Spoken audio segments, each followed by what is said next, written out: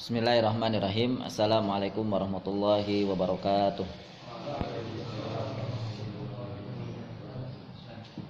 Alhamdulillah. Alhamdulillahi rabbil alamin. As-sami'il basir. Ahata bikulli syai'in ilma. Wa ahsa kulla syai'in adada. La ilaha illallahu ilaihil masir. Ahmadu rabbi wa ashkuruh wa atubu ilaihi wa astaghfiruh wa asyhadu an la ilaha illallah wahdahu la syarikalah al-aliyyul kabir wa asyhadu anna nabiyyana Muhammad abdullahi wa rasuluh al-basyirun nadir was-sirajul munir. Allahumma salli wa sallim wa barik ala abdika wa rasulika Muhammadin wa ala alihi wa ashabihi dzawil fadlil kabir. Teman-teman sekalian, alhamdulillah, puji dan syukur kita panjatkan kepada Allah Subhanahu wa taala. Sebuah nikmat yang begitu besar yang kita rasakan pada pagi hari ini, yaitu bisa kembali kita berhadir atau menghadiri majelis kita, majelis yang Allah Subhanahu wa taala insyaallah akan memberikan kebaikan demi kebaikan, memberikan keberkahan demi keberkahan, dan memberikan perbaikan bagi umat dan semua apa yang Allah Subhanahu wa taala titipkan untuk kita, termasuk bumi ini. Baik, ikhwah fillah rahimakumullah, tidak kalah penting dan tidak kalah istimewanya ya 2 hari kemarin saya coba memutar kepala saya, alhamdulillahnya nggak pusing, untuk coba mendalami satu kata yang itu salah satu bagian daripada makna kisah di dalam Al-Quranul Karim. Ternyata begitu hebat ketika saya coba menelusuri dari berbagai literatur yang ada, yang saya miliki. Baik, kita langsung saja. Salah satu istilah atau kata atau nama yang kemarin kita sudah bahas tentang sirah di dalam Al-Quran, Allah bikin atau buat namanya dengan utlu. Ya. Baik, saya coba tuliskan ringkasannya ya.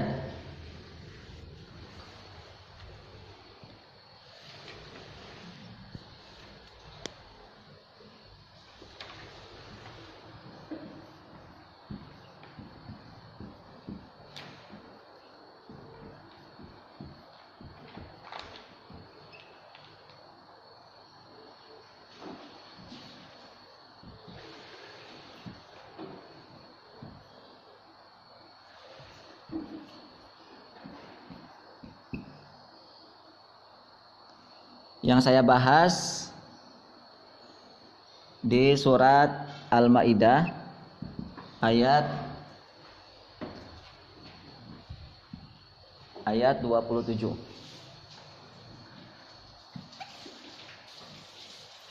Dari kata utlu ini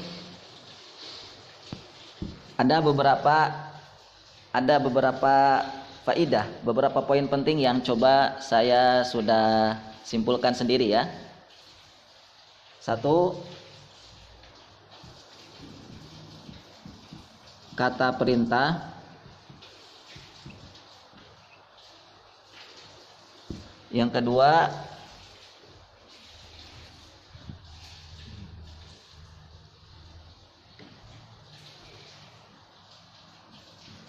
ada kisah, yang ketiga ada mengikuti,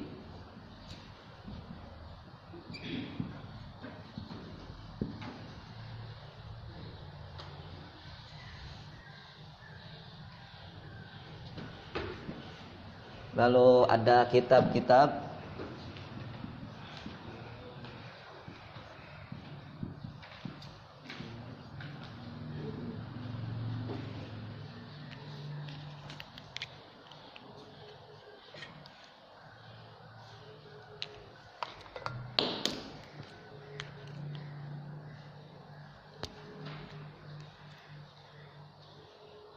lalu yang kelima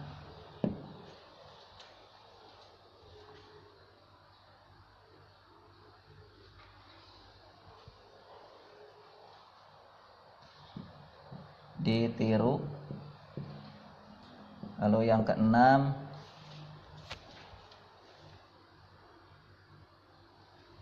membaca dengan kaidah,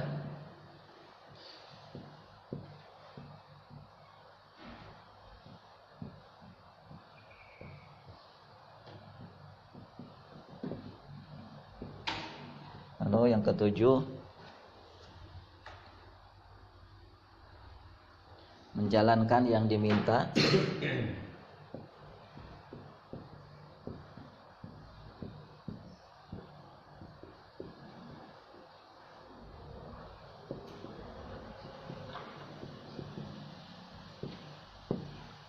lalu yang kedelapan meninggalkan yang dilarang,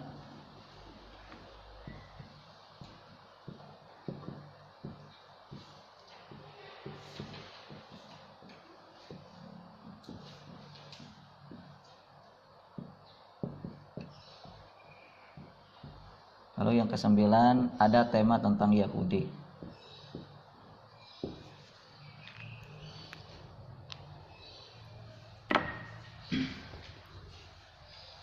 Baik, ini 9 kesimpulan yang sudah coba kita bikin hanya dari kata utlu itu. Dari kata utlu itu. Baik, kita mulai. Yang pertama, kata perintah. Bahwa makna kisah yang diperintahkan oleh Allah Subhanahu wa taala kepada nabinya, atau makna kisah yang ada di dalam Al-Qur'an ini Allah buat dengan redaksi fi'il amr. Allah buat dengan redaksi fi'il amr atau kata perintah. Kata utlu di dalam surat Al-Maidah ayat 27 merupakan bentuk daripada perintah, yang artinya adalah kisahkanlah. Kisahkanlah. Maka kalau ini adalah perintah, berarti hukumnya menjadi wajib. Ya, menjadi wajib. Karena di dalam kaidah usul fikih yang sudah sering kita dengar ada kaidah al aslu fil amr lil wajib atau lil wujub. Jadi asal makna daripada perintah itu adalah, atau asal dari kata perintah itu bermakna wajib. Kalau ada kata perintah di dalam Al-Qur'an, maka bermakna wajib hukumnya. Ya, maka bermakna wajib. Baik.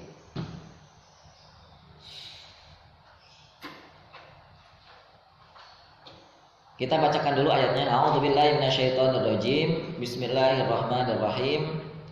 Watlu alaihim naba'a bani Adam bil haqqi id qarraba qurbanan fatuqabbala min ahadihima wa lam yutaqabbal minal akhari qala la aqtulannak qala innama yataqabbalullahu minal muttaqin. Watlu alaihim, dan kisahkanlah wahai Muhammad kepada mereka, yaitu kepada Yahudi, kepada Bani Israel, naba'a bani Adam, berita tentang dua anak Nabi Adam, bil haqqi, dengan kebenaran, ya, atau bil haqqi, yang sebenarnya. Id qarraba, ketika mereka berdua mempersembahkan kurban, fatuqabbala, maka salah satu di antara mereka diterima. Salah satu di antara mereka diterima. Fatuqabbala, maka diterima min ahadihima, di antara satu di antara kedua anak Nabi Adam. Walam yutaqabbal minal akhar, dan satu di antara keduanya dan yang lainnya tidak diterima, Qala la aqtulannak, maka yang tidak diterima kurbannya ini mengatakan, sungguh aku pasti akan membunuhmu. Qala innama yataqabbalullahu minal muttaqin. Qala, yang diterima kurbannya ini mengatakan, sesungguhnya Allah hanya akan menerima amal dari orang yang bertakwa. Ini terjemahan menurut Quran Kemenag atau Kementerian Agama. Begitu kisah di dalam ayat yang ke-27 surat Al-Maidah.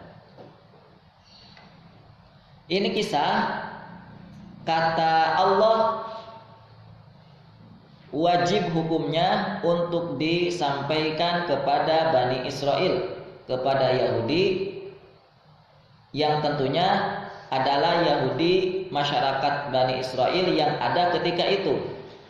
Masyarakat Bani Israel yang ada ketika Nabi hidup, ya.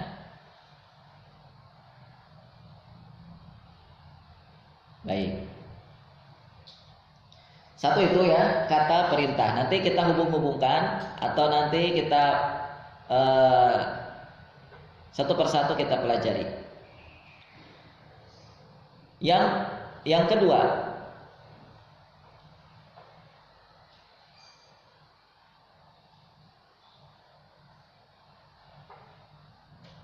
bahwa kata utlu yang berasal dari 3 huruf, yaitu at-ta'u wal lamu wal wawu, yang atau biasa dibaca dengan kata tala yatlu tilawatan. Tala yatlu tilawatan. Ini memiliki makna aslu wahidan, memiliki satu makna, satu satu akar. Aslu itu pokok atau akar, yaitu al-ittiba' atau mengikuti. Nah, nomor 3 ini yaitu mengikuti yang ada di situ.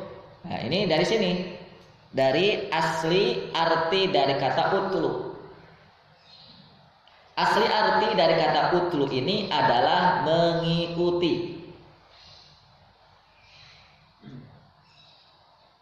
Baik. Ketika ada seseorang mengatakan, atlu asaru fulan atau utlu asar fulan. Ikutilah jejak orang itu. Nah, ikutilah jejak orang itu. Atau ketika ada orang yang mengatakan dalam redaksi yang lain, wa talautuhu asaruhu. Aku sedang mengikuti jejak orang itu. Aku sedang mengikuti jejak orang itu. Jadi kata utlu di bahasa Arab atau orang Arab itu biasa digunakan untuk mengikuti yang itu berada di belakang. Ya, mengikuti seseorang dengan berada posisi di belakang. Yang namanya mengikuti tentu berada di belakang, tidak di samping kanan, tidak di samping kiri, apalagi di depan. Yang namanya mengikuti biasanya berposisi di belakang. Lalu ketika kita mendengar kata tilawatul Quran yang itu asal katanya dari kata tala tadi itu, tala yatlu tilawah. Maka artinya tilawatul Quran itu apa artinya? Itu bukan sembarang membaca, tetapi yutbi'u ayatan ba'da ayah, yaitu ayat yang diikuti oleh ayat setelahnya. Itu kata tilawatul Quran. Maka saat kita membaca Quran, tilawatul Quran, saat kita membaca Al-Quran menggunakan kata tilawatul Quran, kita sedang membaca ayat demi ayat, membaca ayat lalu diikuti oleh ayat-ayat setelahnya atau oleh ayat-ayat berikutnya. A'udzu billahi minasy syaithanir rajim. Alif lam mim. Dzalikal kitabu la raiba fih.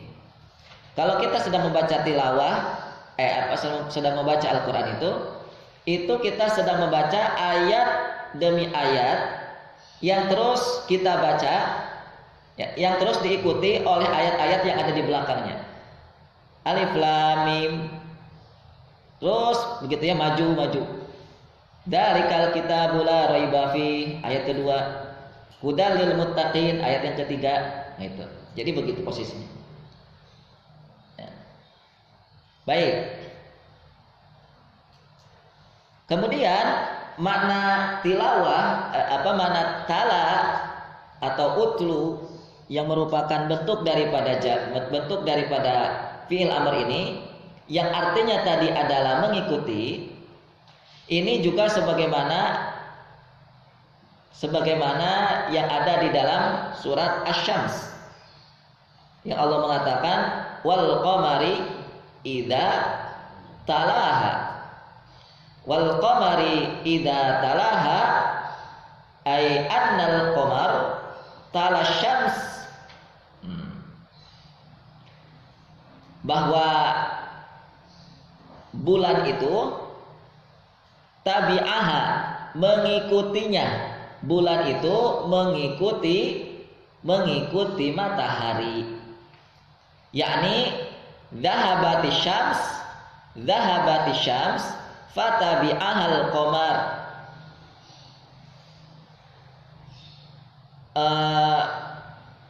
Matahari hilangnya matahari, lalu bergeserlah, lalu muncullah, lalu diikutilah dengan bulan. Fatabi'ahal qamar. Atau jaa ba'daha, bulan itu datang setelahnya, yaitu setelah matahari. Nah, jadi kalau Kalau matahari bergerak ke arah timur yang artinya tenggelam, matahari bergeser ke arah timur yang artinya tenggelam, maka lalu posisinya diganti dengan bulan, begitu. Itu artinya ini bulan sedang tala sedang tala syams, sedang mengikuti matahari. Ya. Begitu. Insyaallah paham ya? Baik. Salah satu ahli bahasa namanya Ar-Raghib Al-Asfahani mengatakan at-tilawatu takhtassu bittiba'i kutubillahi al-munazzalah. Bahwa kata tilawah itu dikhususkan untuk mengikuti kitab-kitab Allah yang pernah diturunkan ke bumi. Ya. Mengikuti kitab-kitab Allah yang telah Allah turunkan ke bumi ini. Itu kata tilawah. Baik, itu yang kedua, yang mengikuti.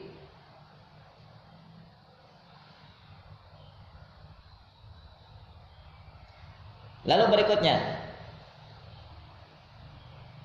kalau kisah, nah itu sudah ada di terjemahan ya, sudah ada di terjemahan yang di situ diungkap dengan ceritakanlah. Watlu alaihim. Watlu di situ artinya adalah kisah. Nah, jadi nomor 2 sudah selesai, nomor 3 sudah selesai.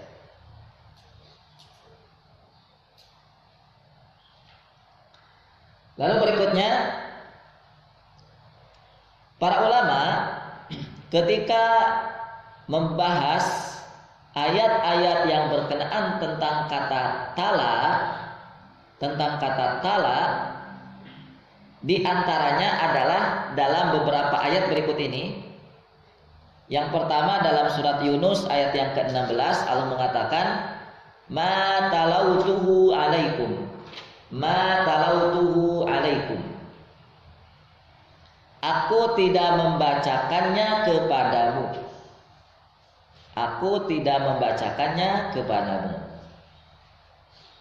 Itu yang pertama. Yang kedua, surat An-Naml ayat 92. Wa an atluwal Qur'an, dan agar aku membacakan Al-Qur'an kepada manusia. Wa an atluwal Qur'an, dan agar aku membacakan Al-Qur'an kepada manusia. Yang ketiga, Al-Baqarah ayat 44.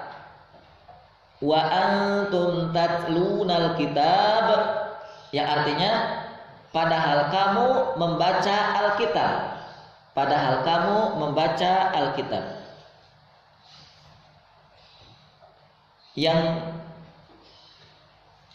Yang keempat, innal ladzina yatluna kitaballah, surat Fatir ayat 29. Innal ladzina yatluna kitaballah, sesungguhnya orang-orang yang selalu membaca kitab-kitab. Ya. Yang terakhir, surat Al-Baqarah ayat 121. Alladzina atainahumul kitaba yatluna. Ini ayatnya dipisah-pisah ya, atau dipotong-potong. Alladzina atainahumul kitaba yatluna. Orang-orang yang telah kami beri kitab. Orang-orang yang telah kami beri kitab. Yatlunahu, mereka membacanya.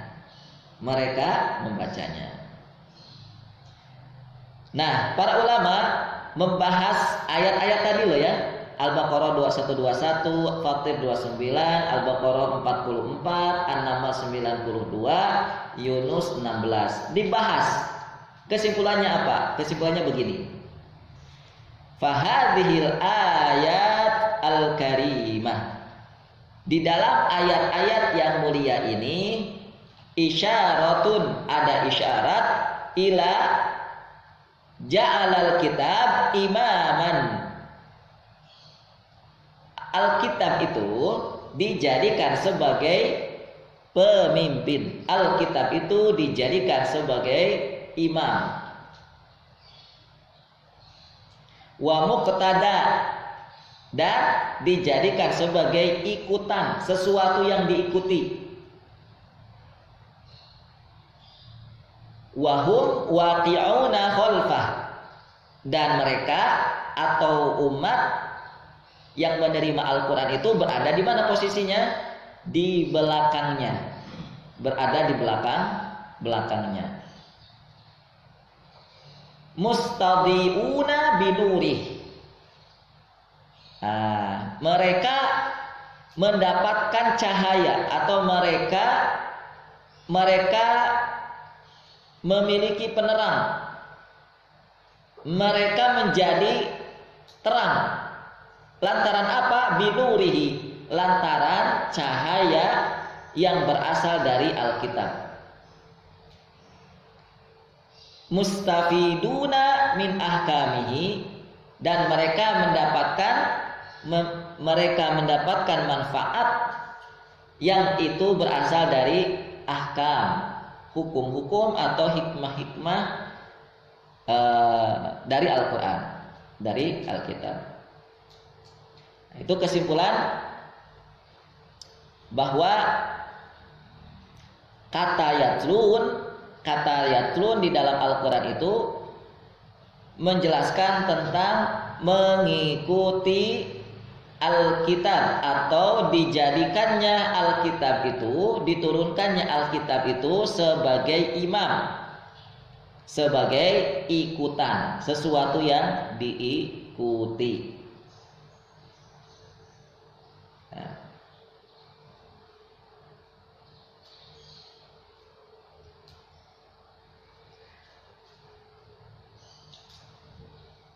Baik. Nah, itu juga kita sudah selesai membahas nomor 4-nya, yaitu kitab-kitab. Yaitu bahwa kata yatlun di situ hubungannya erat sekali dengan kitab. Ya. Hubungannya erat sekali dengan kitab. Ini kalau antum ingin membahas lebih dalam gitu, itu di antara caranya begini. Ya, di antara caranya begini. Ya. Berikutnya, kalau antum pernah mendengar kata membaca di dalam bahasa Arab dengan ungkapan qara'a atau iqra, maka lalu bedanya dengan yatlun atau tala atau tilawah itu apa? Karena biasanya kalau ada orang yang ingin mengatakan saya sedang membaca Quran, itu juga kadang dipakai menggunakan qara'a, ana aqra'ul Quran, atau qira'atul Quran. Juga kadang tidak jarang ketika ingin membahasakan membaca Quran menggunakan kata tilawatul Quran. Nah, kata iqra atau yang berasal dari qara'a yaqra'u itu arti aslinya adalah al-jam'u. Arti aslinya mengumpulkan. Ya, mengumpulkan. Apa yang dikumpulkan? Huruf menjadi satu untaian kata dan menjadi satu kalimat. Karena pada hakikatnya ketika kita sedang membaca Quran itu kita sedang mengumpulkan huruf per huruf. Sedang mengumpulkan huruf per huruf. Jadilah huruf itu bisa kita pahami karena kita mengeluarkannya setelah kita kumpulkan. Karena kalau saat kita membaca mengatakan sesuatu ya menggunakan satu huruf saja belum tentu bisa dipahami atau pasti belum bisa dipahami. B, apa maksudnya B? Jim, apa maksudnya jim? Itu karena baru satu huruf. Karena baru satu huruf. Coba satu huruf dikumpulkan menjadi satu kata. Karena satu kata itu kadang ada 2 huruf, kadang ada 3 huruf, kadang ada 4 huruf, kadang ada 6 huruf, kadang ada 7 huruf, kadang bisa sampai belasan huruf. Ya. Ada orang yang saking semangatnya dengan Quran itu dicari kata yang paling banyak hurufnya di dalam Al-Quran itu kata apa di situ.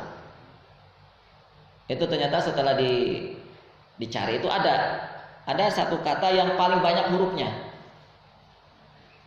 Kalau nggak salah itu hampir belasan.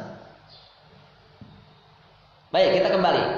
Jadi kata Iqra itu arti aslinya adalah mengumpulkan huruf per huruf menjadi satu kata, dan satu kata berubah menjadi satu kalimat, dan akhirnya itu bisa kita mengerti. Kenapa orang bisa paham saat mendengar kata abi atau ummi, bahwa abi itu ayah atau ummi itu ayah? Iya, karena itu gabungan antara hamzah dengan ba, jadilah abi. Ya, karena kata ummi itu gabungan antara hamzah dengan mim, jadilah ummi. Oh, ternyata yang akan dia katakan itu adalah ummi. Coba kalau dia hanya mengatakan a, ba, nggak paham apa yang dikatakan. Begitu ya. Jadi walaupun di dalam bahasa Arab ada bentuknya hanya satu huruf, tapi sudah ada arti. Satu huruf tapi sudah ada arti. Misalnya kata ma itu satu huruf. Artinya bisa tidak atau apa. Ma hadihi, apa ini? Itu arti dari kata ma. Cuma satu huruf loh, tapi sudah memiliki makna. Atau kalau arti yang lain adalah tidak. Ma ana biqori. Ma ana biqori. Aku tidak bisa membaca. Kalau dalam bahasa Indonesia ada nggak satu huruf tapi sudah ada arti?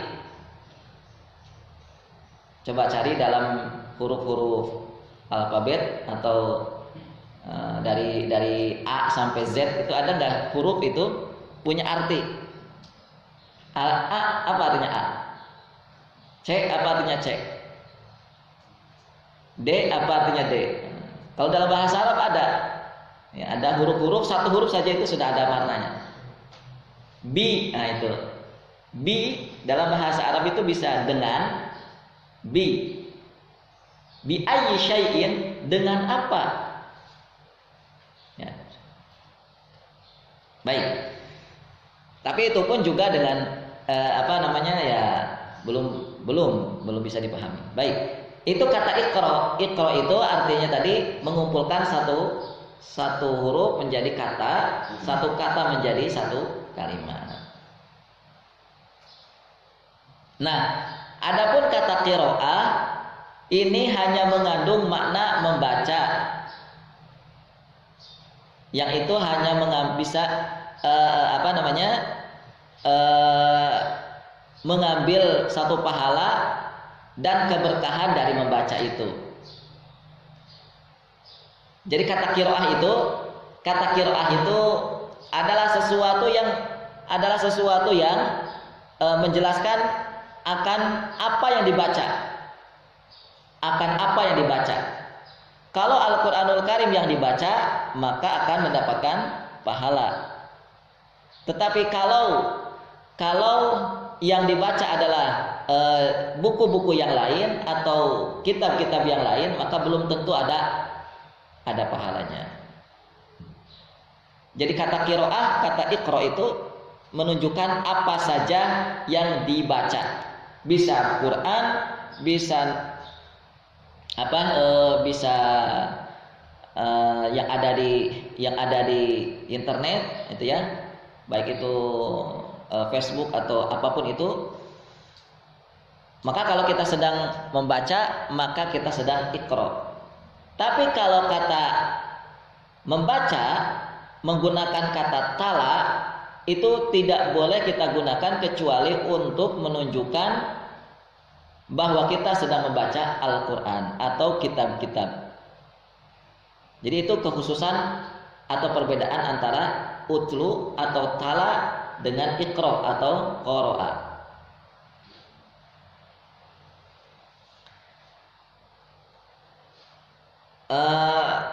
Perbedaan yang mendalam ya, yang mendalam di antaranya antara iqra dengan kata tala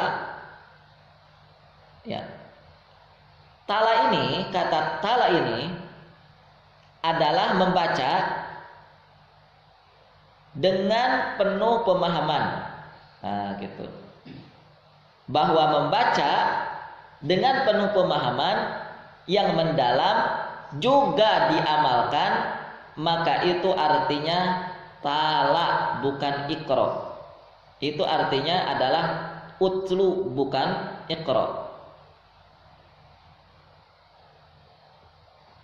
Makanya di dalam ayat yang tadi watlu alaihim naba abnai Adam, Allah tidak menggunakannya dengan ungkapan waqra alaihim naba abnai Adam. Karena kalau secara arti bahasa Indonesia biasa digunakan dengan arti yang sama, yaitu membaca. Waqra atau watlu itu sama-sama membaca. Namun yang diinginkan Allah di sini itu bukan sekedar membaca, ya. Apalagi di dalam tafsir yang itu juga ditulis di dalam terjemahan itu ditulisnya bukan membaca tapi ceritakanlah itu. Ya. Dikuatkan juga di dalam tafsir-tafsir, di antaranya tafsir At-Tabari, lalu tafsir Ibnu Katsir dari sahabat Ibnu Mas'ud radhiyallahu anhu tentang kata tala yang ada di dalam surat Al-Baqarah ayat 121 itu. Allah mengatakan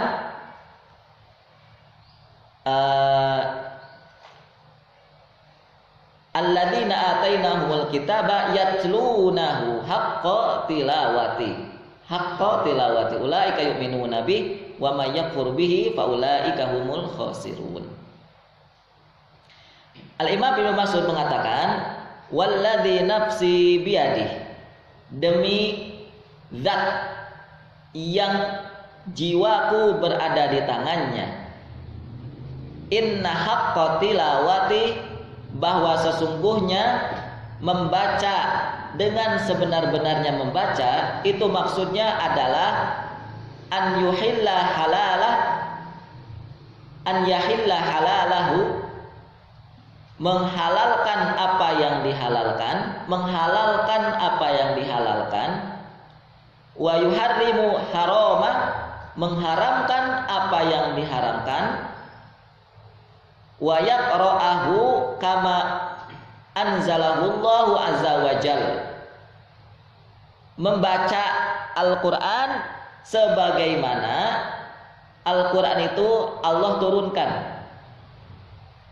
membaca Al-Quran sebagaimana Allah turunkan, wala yuharrifuhu an mawadhi'i, tidak boleh menyimpangkan dari tempatnya, tidak boleh menyelewengkan. Nah, tidak boleh menyelewengkan. Wala yata'awwalu syai'an minhu ala ghairi ta'wilih, tidak boleh mentakwil.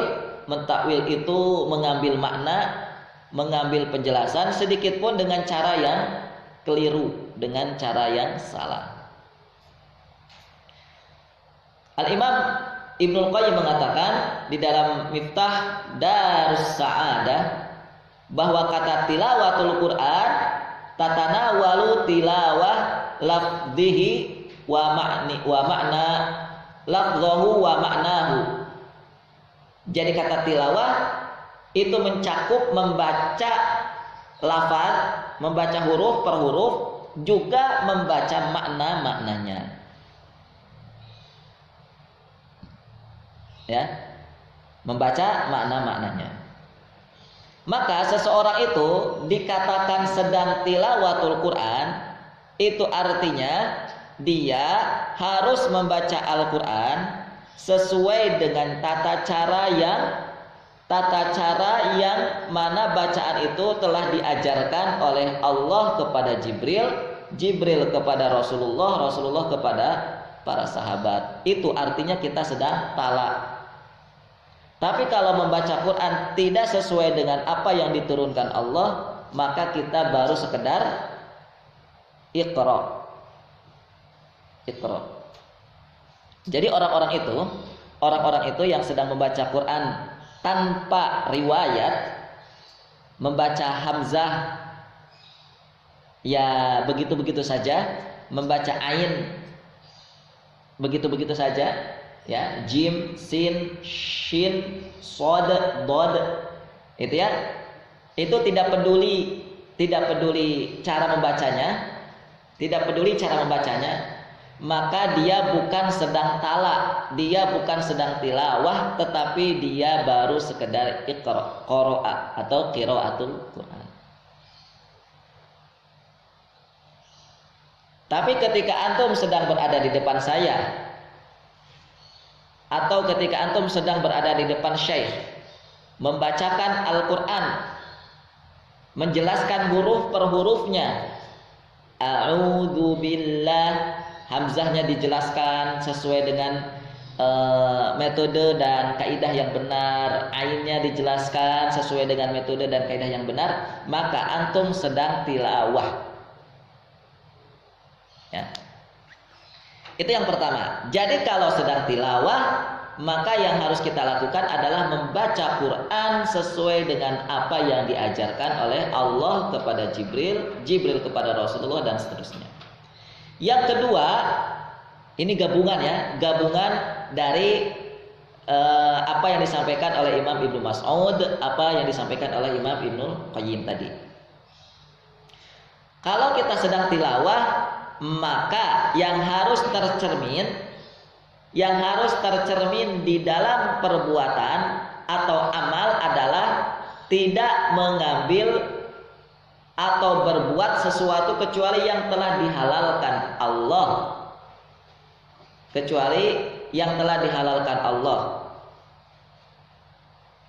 Atau di saat kita harus berhenti, di saat kita harus meninggalkan ya apa yang itu dilarang oleh Allah Subhanahu wa taala, maka itu kita sedang tilawah. Karena kata tilawah itu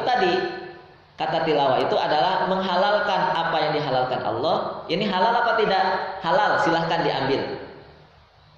Ini haram apa tidak? Haram, maka berhenti, tinggalkan. Maka itu kita sedang tilawatul Quran.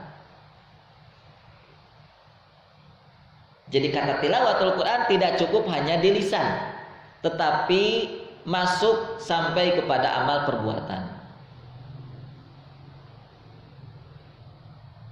Yang ketiga, kalau orang itu sedang bertilawah Quran, maka yang dia harus lakukan adalah tidak menyampaikan, tidak menjelaskan dengan pemahaman yang menyimpang. Artinya bahwa dia harus memahami dengan mendalam, sebagaimana tadi apa yang disampaikan oleh Al-Imam Ibnul Qayyim, ya, yaitu tilawah makna, at-tilawatu maknahu, atau membaca maknanya. Jadi maknanya itu harus dibaca juga. Maknanya harus dibaca juga sehingga kita bisa tahu, bisa paham apa makna-makna yang kita baca. Apa makna-makna yang kita baca.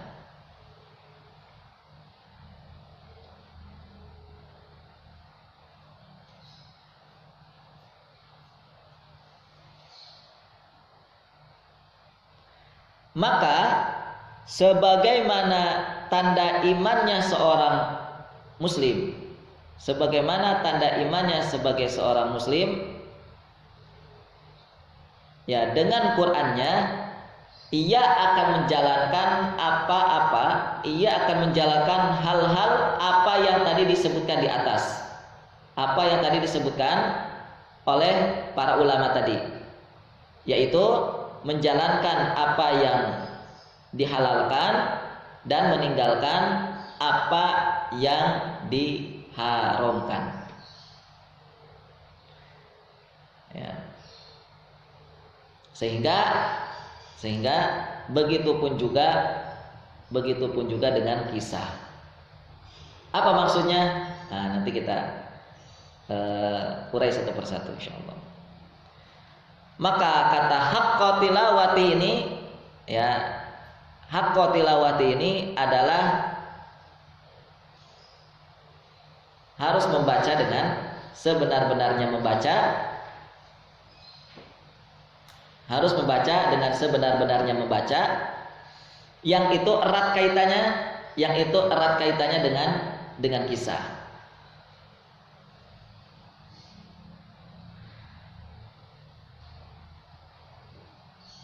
Baik, kita coba putar lagi. Yang pertama dari kata utul itu adalah kata perintah, tadi sudah kita jelaskan. Kisah juga sudah, mengikuti juga sudah, kitab-kitab juga sudah, ditiru, ya ditiru juga sudah.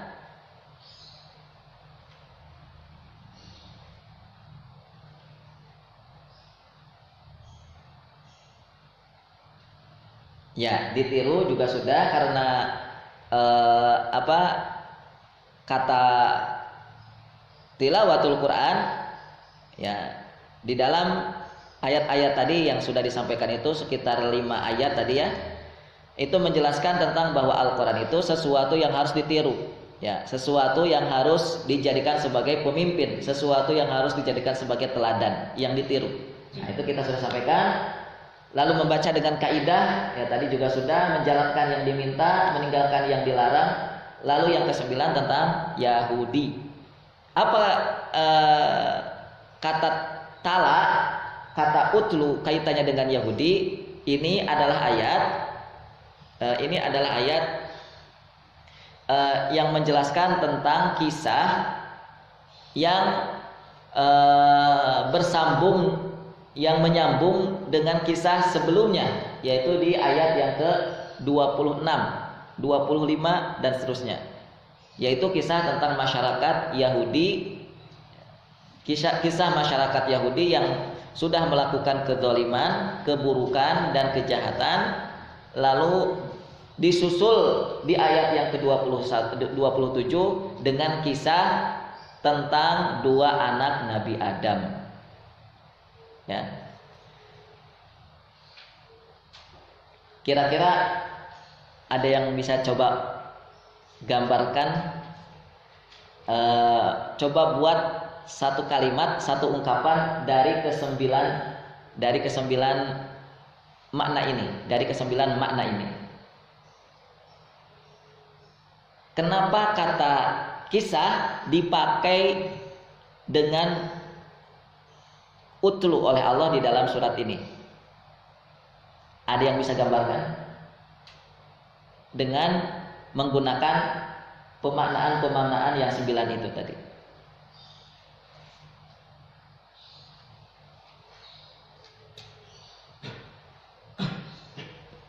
Apa faidah, apa pelajaran yang bisa kita ambil tentang kisah yang Allah berikan di dalam ayatnya menggunakan kata utlu? Yang mana isi dari kata utlu itu 9 itu tadi, 9 hal. Ada ditiru, ada kisah, ada kata perintah. Ada yang coba bisa menguraikan atau menggabungkan menjadi satu buah ungkapan atau menjadi satu pelajaran.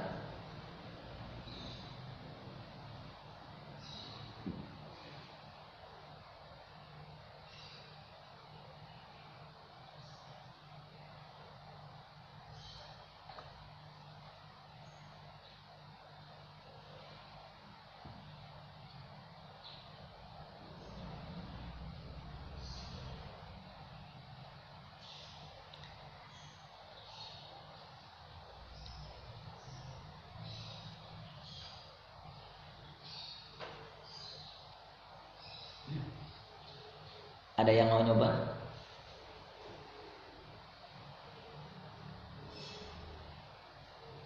Apa hubungannya antara kisah dengan kata perintah yang ada dalam kata utlu? Utlu tadi kan kata perintah. Lah, apa hubungannya dengan kisah?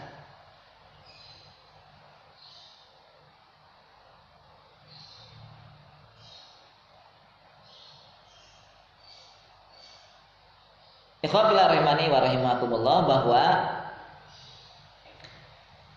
perintah di dalam Al-Qur'an itu pada awalnya itu bermakna wajib. Pada awalnya bermakna wajib. Kecuali nanti kalau ada ilat atau kalau ada alasan-alasan tertentu yang membuat wajib berubah menjadi sunnah. Wajib berubah menjadi sunnah. Karena wajib itu sudah wajib itu ya sudah pokoknya harus gitu. Ya namanya wajib, pokoknya harus dikerjakan. Tapi kalau sunnah itu masih ada toleransi, masih ada ya nggak apa-apa nggak dikerjakan juga. Tapi kalau sebuah aturan itu menjadi wajib, maka aturan itu harus dikerjakan. Harus dikerjakan. Kira-kira begini, Rasul itu kan diperintahkan untuk menyampaikan kisah siapa tadi? Menyampaikan kisah kepada Nabi Adam. Menyampaikan tentang kisah Nabi Adam kepada Yahudi ya, menyampaikan tentang kisah dua anak Nabi Adam kepada Yahudi. Itu perintah. Sekali lagi wajib, perintahnya wajib. Kira-kira kalau Nabi tidak paham, tidak tahu tentang kisah dua anak Nabi Adam, bisakah Nabi menyampaikan? Tidak bisa. Jadi membaca kisah tentang Nabi Adam itu membaca kisah dua anak Nabi Adam itu apa berarti?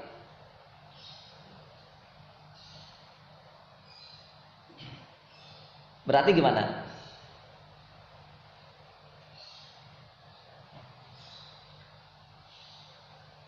Berarti wajib membaca kisah, mempelajari kisah itu berarti hukumnya wajib.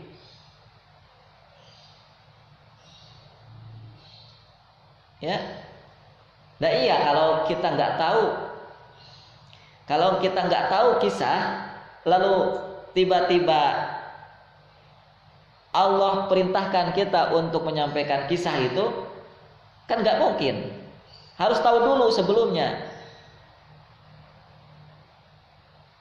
Sebagaimana begini, Rasul kita mengatakan, balighu anni walau ayah. Nah, gitu. Dakwah itu wajib. Tabligh atau dakwah itu wajib. Walaupun cuma satu ayat.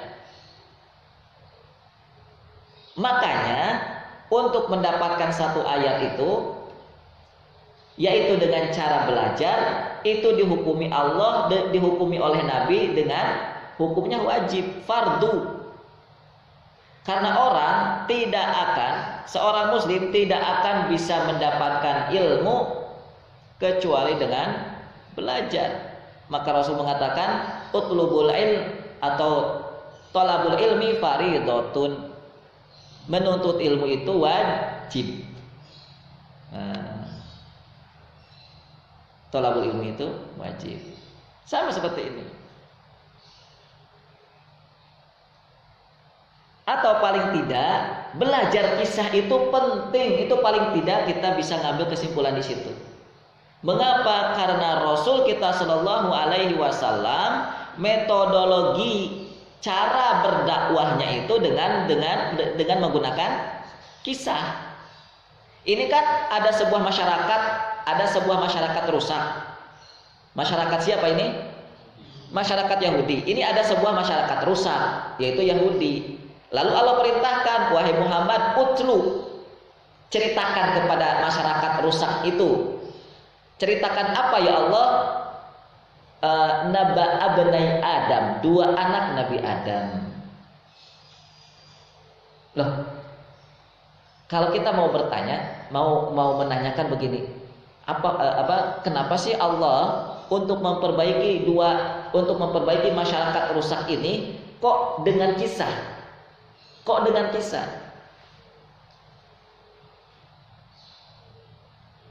Kok dengan kisah? Kenapa? Inilah yang menjadi jawaban dari pertanyaan tadi. Karena Allah ingin mengisyaratkan kepada kita dengan menggunakan ungkapan yang ada di dalam ayat ini, utlu alaihim watlu alaihim naba abnai Adam. Allah ingin mengisyaratkan kepada muslimin bahwa wahai muslimin, belajar kisah itu penting. Jadi Allah itu tidak akan mungkin menyuruh nabinya untuk berdakwah dengan sembarang metode. Ingatlah itu ya. Ini metode Allah. Ini metode Allah. Ini fikih dakwahnya Allah yang Allah tetapkan untuk nabinya ketika berdakwah ke masyarakat Yahudi. Ke masyarakat Yahudi itu salah satu metode dakwahnya adalah harus memiliki data-data kisah dalam kepala kita. Ini Nabi kita disuruh begitu. Maka seorang muslim kalau berhadap-hadapan dengan Yahudi tidak punya kisah, tidak punya data-data kisah, maka dia tidak akan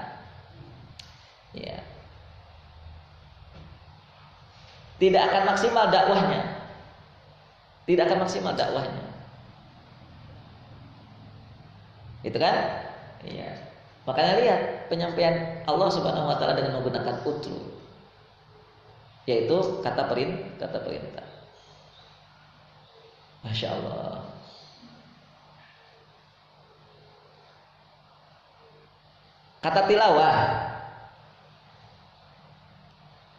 Kata tilawah ini dikhususkan oleh para ulama untuk membaca Quran atau kitab. Tapi kalau Iqra itu membaca apa saja, mau Quran, mau koran, mau Facebook, mau Twitter. Ketika kita sedang membaca, maka kita sedang qiraah, bukan talak. Paham ya? Paham ini ya? Oke. Tetapi kalau kita sedang membaca Al-Quran, itu artinya kita sedang tilawah. Lihat. Kata yang digunakan untuk berkisah, Nabi kan diminta untuk berkisah kepada Bani Israel kan? Iya. Itu kata perintahnya bukan faksus, bukan waksus. Nah, gitu. Bukan kisahkan, tetapi dengan menggunakan watlu. Sedangkan kata utlu tadi adalah kata yang diperuntukkan, dikhususkan untuk membaca apa? Membaca kisah. Membaca ayat bukan kisah, diperuntukkan untuk membaca Quran.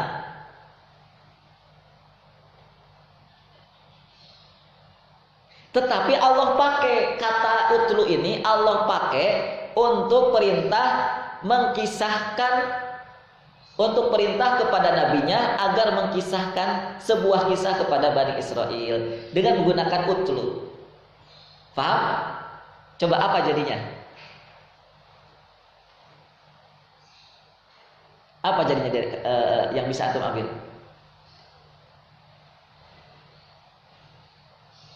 Tadi yang pertama sudah ya, kata perintah. Yang kedua,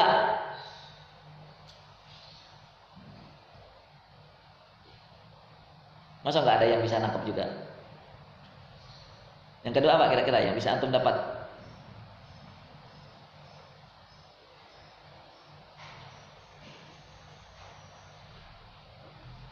Maka berarti kisah itu apa?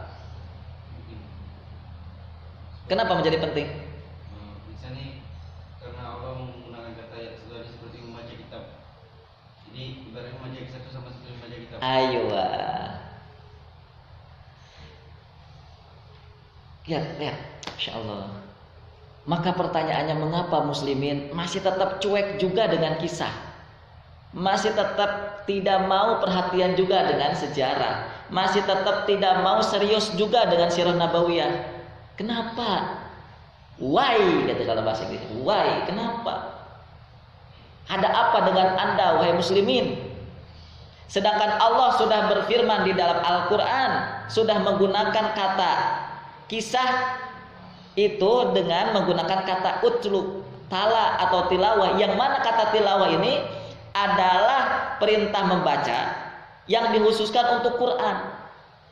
Berbeda dengan kata qiraah yang itu bisa membaca apa saja. Membaca apa saja. Ketika kita sedang melihat bulan, maka kita sedang qiraah, membaca bulan, ya. Membaca alam semesta. Ketika kita sedang melihat gunung, maka kita sedang qiraah, membaca gunung. Tetapi kalau kita sedang Al-Qur'anul Karim dibaca, a'udzu billahi minasyaitonir rajim, wattaqul ladzi khalaqakum wal jibillatal awwalin, maka yang pantas untuk kita katakan adalah bahwa dia bukan qiraatul Quran tapi tilawatul Quran, yang pantas. Walaupun boleh tadi kan kata qiraah itu boleh, ya, boleh digunakan untuk qiraatul. Cuman kata tilawatul Quran itu lebih pas, lebih khusus karena lebih pantas, ya, tilawah.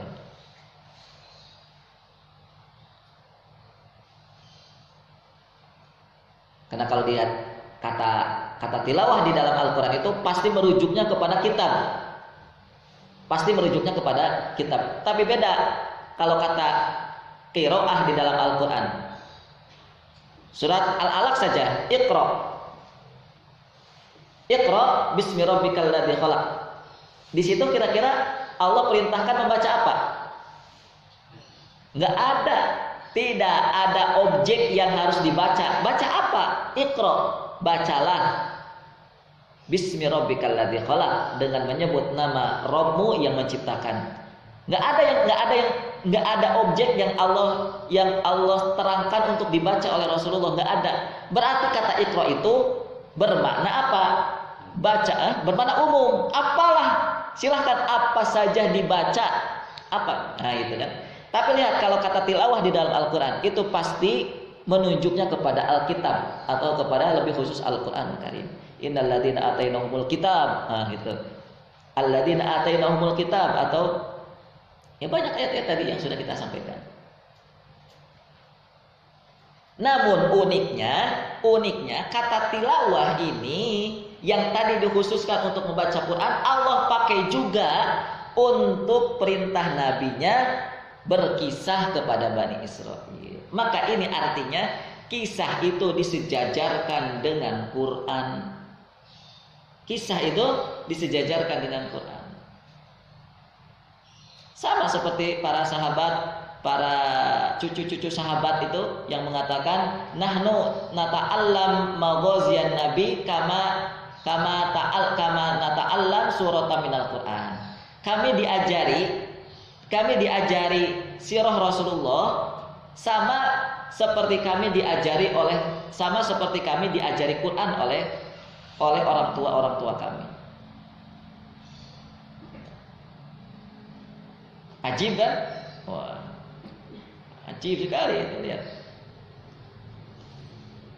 Tapi kalau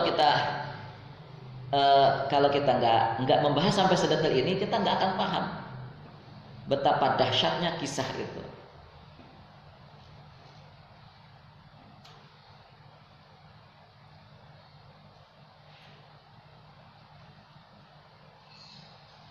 Baik, lanjut.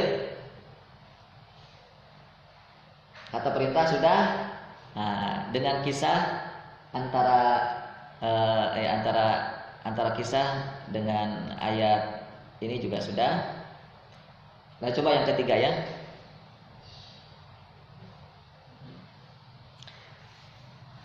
Bahwa kata utlu atau yang bermakna mengikuti, ya kan? Yang bermakna mengikuti itu, yang itu asli arti daripada kata utlu, ya. Ini Allah Ta'ala ingin menggambarkan begini. Saat Allah perintahkan nabinya untuk mengkisahkan sebuah kisah dengan menggunakan kata utlu, maka di situ ada perintah bahwa kisah itu harus diikuti. Bahwa kisah itu harus diikuti, atau secara tidak langsung Allah ingin menyampaikan begini, ikutilah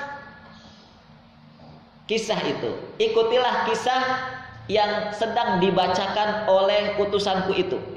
Utlu. Ikutilah artinya contohlah, artinya tirulah apa yang ada di dalam kisah yang sedang disampaikan oleh utusanku itu. Jadi tidaklah sebuah kisah itu disampaikan, dibacakan, kecuali untuk ditiru, untuk diikuti, untuk diteladani. Itu. Tidaklah kisah itu kita dengarkan, kita baca, ya, kecuali kisah itu untuk kita jadikan sebagai teladan, kecuali kisah itu untuk kita jadikan sebagai ikutan. Karena kata tala tadi itu artinya adalah mengikuti. Maka gini, ada yang harus kita cek. Ada yang harus kita cek. Apa itu? Ketika sebuah kisah itu dibacakan lalu tidak berefek kepada amal, maka di situ dipastikan ada kesalahan. Dipastikan ada kesalahan, ada cacat di dalam kisah atau si penyampai kisah. Sehingga ketika kisah itu diajarkan, ketika kisah itu diperdengarkan, ketika kisah itu dibacakan, kok kita nggak paham apa yang harus saya tiru dari kisah ini, apa yang harus saya teladani dari kisah ini, apa yang harus saya contoh dari kisah ini. Nah gitu ya. Jadi ketika kisah itu disampaikan, ketika kisah itu dipelajari, kok kita kebingungan, bengong, lalu kosong gitu saat belajar kisah itu. Sama seperti kita dulu saat belajar sejarah bangsa Indonesia. Coba efek dari kita belajar sejarah saat kita SD itu apa efeknya? Kita dulu pernah belajar tentang sejarah Jenderal Sudirman. Kita dulu pernah belajar tentang sejarah Bung Tomo. Lalu ada apa tidak efek untuk kita? Apa yang harus saya tiru dari Bung Tomo? Apa yang harus saya tiru dari Jenderal Sudirman? Apa yang harus saya tiru dari Soekarno? Apa? Nah itu, kalau tidak ada efek, Kalau tidak ada bekas, kalau tidak ada yang harus saya tiru saat saya mendengarkan Anda berkisah, berarti ada cacat dari kisah itu atau ada cacat dari si penyampai kisah. Karena harusnya kisah itu dijadikan teladan. Ngapain kisah dibacakan kalau itu hanya apa? Sekali lewat. Itu kan sama aja dengan dongeng, ya kan? Dongeng aja bisa ada manfaatnya, gitu kan? Apa manfaat dongeng? Pengantar tidur. Nah itu dulu, ibu-ibu antum itu dulu kan, mau ngomongin antum supaya bisa tidur nyenyak, didongengin kancil nyolong timun. Kan? Akhirnya jangan salahkan, ada anak nyolong timun tetangganya, jangan disalahin. Dia dikisahin kok, salahnya dikisahin kancil nyolong timun. Jangan disalahkan anak saat ada anak mencuri tetangganya atau mencuri ya gitu.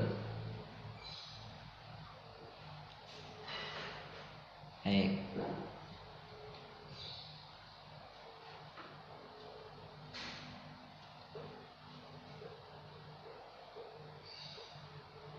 Ya, itu mengikuti. Nah, nomor 3 sudah ya. Berikutnya,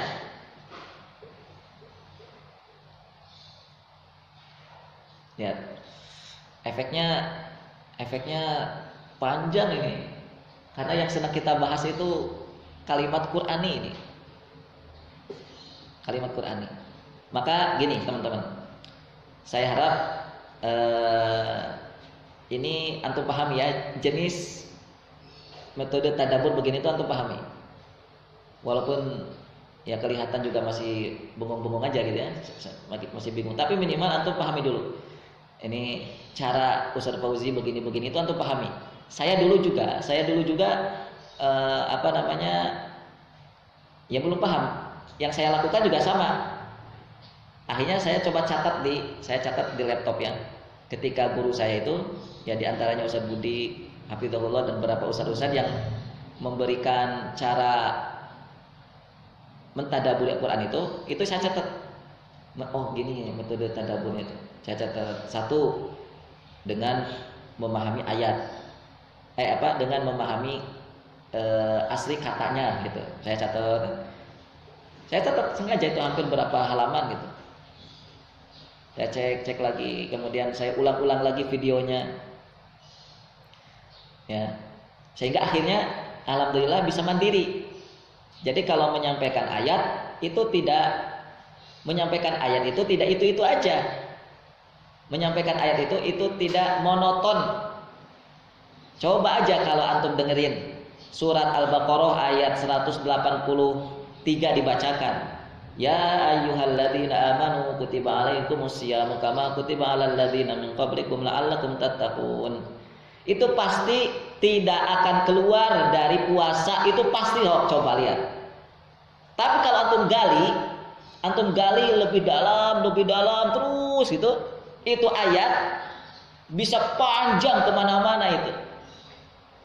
Coba masih ingat gak saya membahas kata ayat ya ayyuhalladzina amanu kutiba alaikumus syiyam, masih ingat berapa lama itu? Cuman satu ayat tok itu.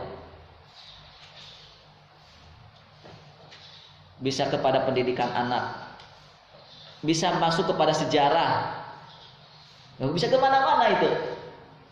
Ya ayyuhalladzina amanu itu bisa jadi tema yang akan selalu dibacakan dari Ramadan pertama sampai Ramadan terakhir, dan semuanya bisa berbeda-beda temanya. Bisa berbeda-beda 30 hari. Hanya satu ayat tok itu bisa coba. Hari ini ada ustadz yang mengatakan, tolonglah kalau Ramadan itu jangan hanya ya ayyuhalladzina amanu kutiba alaikumus syiyam aja yang dibacakan. Kan masih ada ayat-ayat yang lain. Nih lihat. Ini cara berpikiran salah tuh gitu. Nah, saya tidak mau ketika anak-anak Baitul Arqam itu memahami ayat sekerdil itu. Memahami ayat remeh itu memahami ayat sesederhana itu. Lihat teman-teman, kata utlu saja itu baru satu kata loh. Satu kata itu saya bisa sampai berjam-jam itu. Ini baru berapa ini? Baru 3. Masih ada 9. Masih ada berapa? 1, 2, 3, 4, 5, 6. Kan? Baik. Ar-Raghib Al-Asfahani mengatakan bahwa at-tilawatu takhtassu bittiba' kutubillahi munazzal.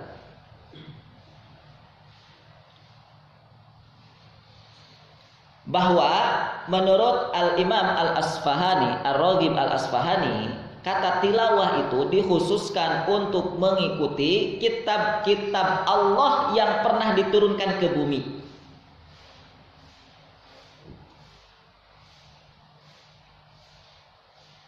Memahami kata tilawah diantaranya adalah ini, karena beliau adalah ahli bahasa.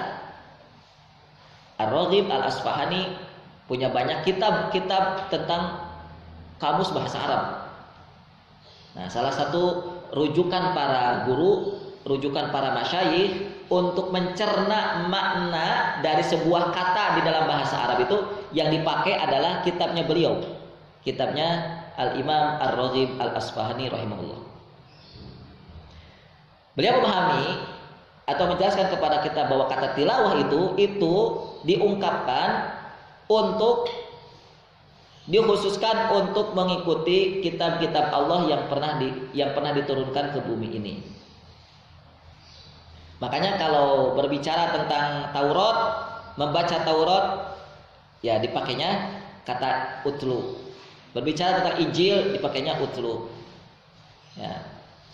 Atainahumul kitab. Alkitab apa yang dimaksud? Ya kalau tidak Al-Quran, pasti Taurat. Kalau tidak Taurat, pasti Injil. Intinya kitab-kitab yang pernah Allah turunkan ke bumi. Pakailah utlu, bukan qiraah. Maka dari sini teman-teman ikhwah fillah rahimakumullah, kata tilawah itu mesti yang dimaksud adalah kitab Allah, diantaranya adalah Quran.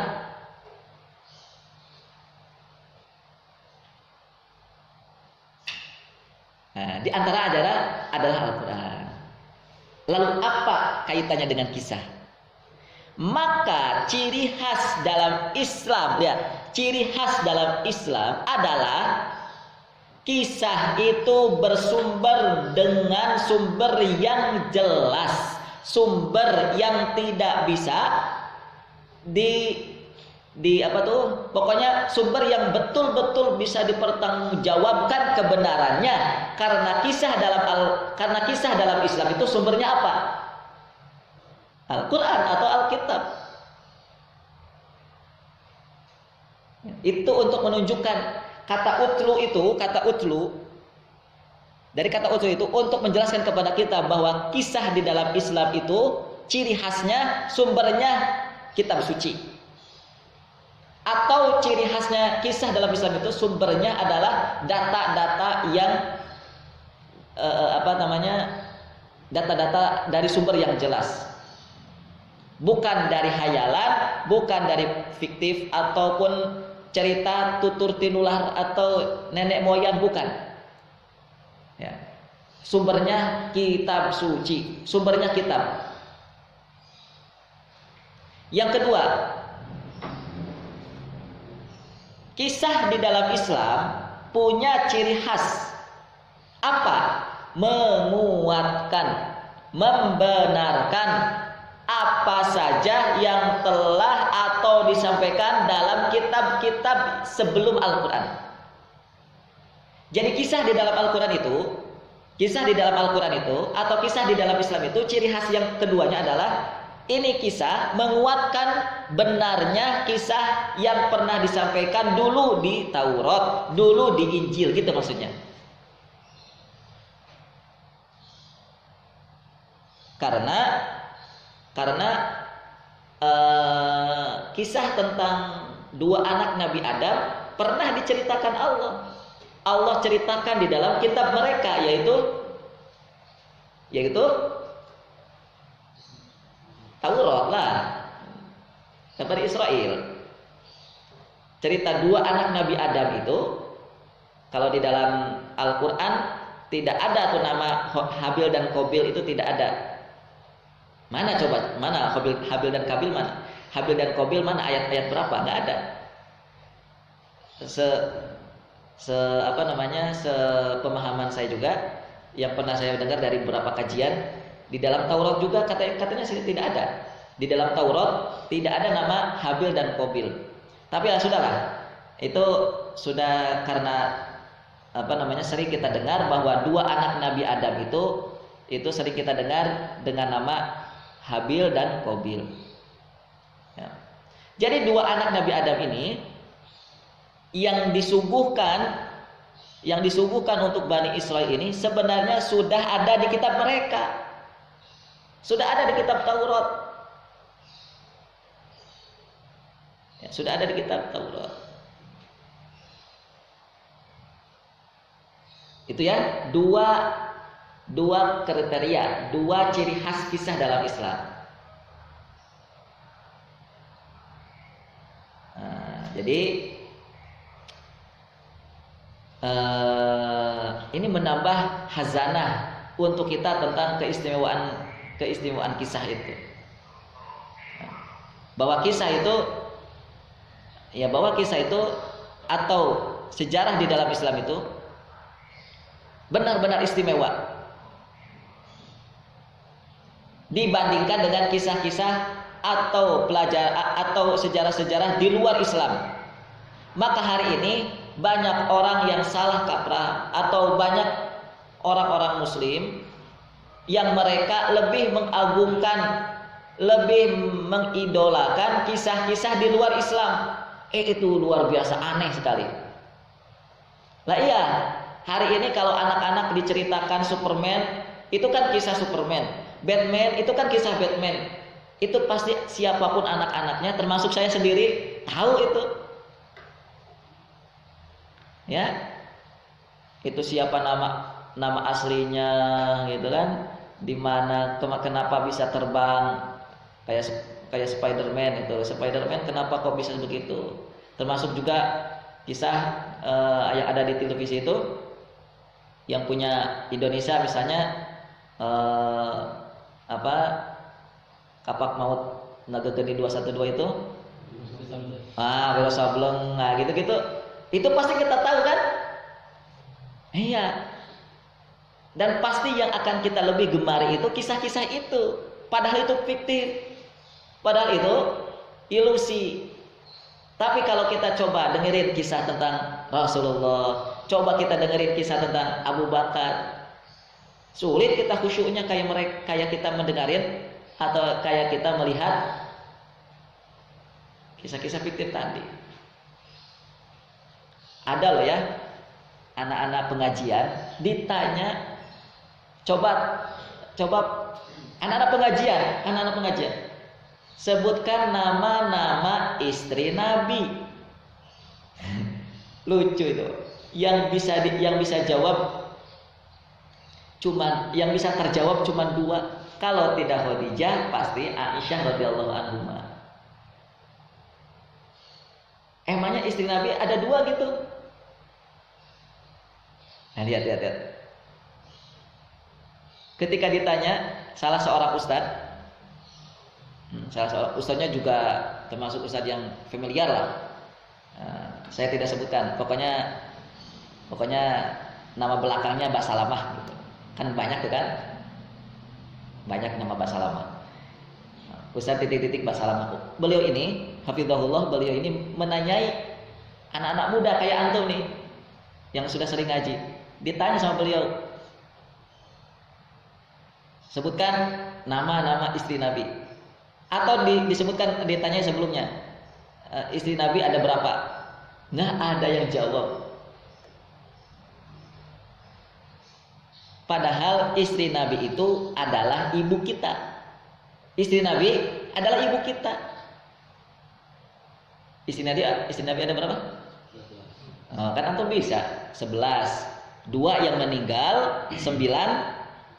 Nah, 9 yang hidup bersama dengan Rasulullah. 2 yang meninggal itu ibunda Khadijah dengan Hah?